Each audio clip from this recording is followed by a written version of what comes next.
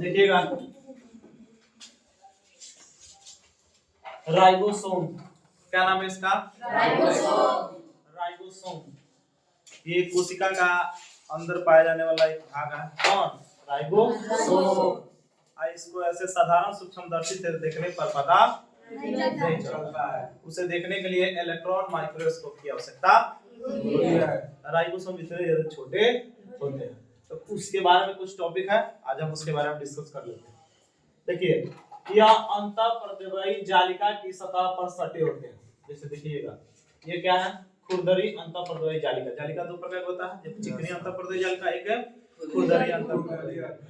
तो खुरदरी अंतःप्रद्रव्यी जालिका जो होते हैं ना, वो राइबोसोम के कारण ही होते हैं। जो इस पर आपको डॉट डॉट दिखाई दे रहा है, ये सारे क्या है? राइबोसोम। सारे के सारे क्या है? राइबोसोम। तो इस राइबोसोम के कारण ये अंतःप्रद्रव्यी जालिका जो है वो खुरदरी अंतःप्रद्रव्यी जालिका बन जाती है। किसके कारण?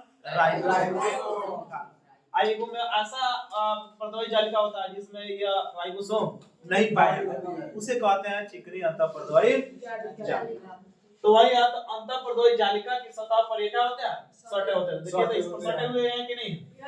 ये सारे जो है डॉट डॉट जितने आपको दिखाई दे रहा है, ये सारे क्या है? राइबोसोम। सारे के सारे क्या है?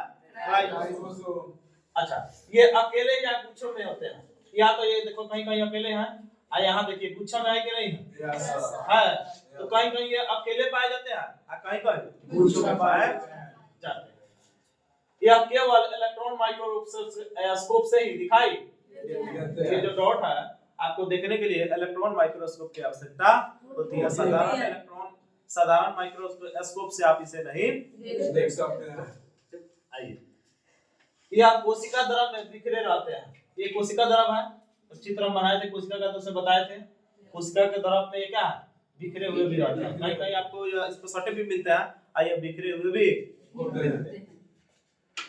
अब ये पॉलीसोम, ऐसे राइबोसोम जो गुच्छों में मिलते हैं उसे पॉलीसोम या पॉलीराइबोसोम कहते हैं। तो देखिए इसको क्या कहेंगे?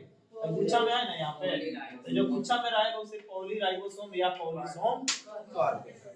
इसको बात समझ गया? आइए, राइबोसोम प्रोटीन एवं आरएनए के बने होते हैं। याद रखिएगा, ये राइबोसोम जो होते हैं किसके बने होते हैं? प्रोटीन और आरएनए के बने होते हैं। किसके बने होते हैं?